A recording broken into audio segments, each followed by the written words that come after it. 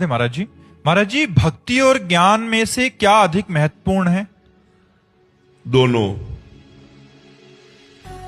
पहले इतना तो ज्ञान होना ही चाहिए कि जितने भी संबंध हैं, जितने भी भोग हैं, ये सब नाशवान हैं, तभी भक्ति होगी। ज्ञान से भक्ति और भक्ति से ज्ञान। तो शास्त्र ज्ञान और सत्संग में प्राप्त हुए ज्ञान से भक्ति का वर्धन होता है और भक्ति से फिर तत्व ज्ञान होता है। तत्व ज्ञान सर्वम खलमिदम ब्रह्म, जड़ चेतन जग जीव जत सकल राम मैं जानी, ये ज्ञान सर्वोत्तम ज्ञान है।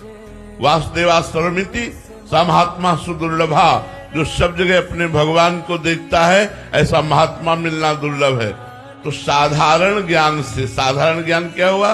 शास्त्र ज्ञान और संतों का प्रवचन सुन करके जो हमारी भक्ति में रति हो रही, साधारण ज्ञान से भक्ति की वृद्धि और भक्ति से जो ज्ञान हुआ वो असाधारण तत्व ज्ञान, ब्रह्मबोध, भगवत तत्व का सर्वत्र दर्शन करना। तो दोनों जरूरी है, ज्ञान भी जरूरी है और भक्ति भी जरूरी है।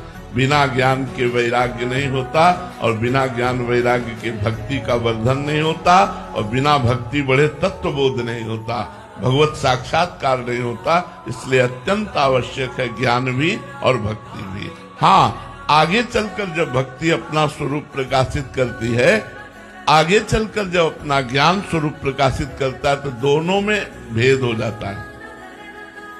अगर हम ज्ञान में ही चलते गए तो अहम ब्रह्मास्मि की सिद्धि होगी और भक्ति की अंततो गत्वा दासत्व में सिद्धि होती है। प्रभु मेरे स्वामी और मैं प्रभु का सेवक, और स्वामी में मैं का लय हो जाना, मैं का समर्पण हो जाना और केवल स्वामी बच गए।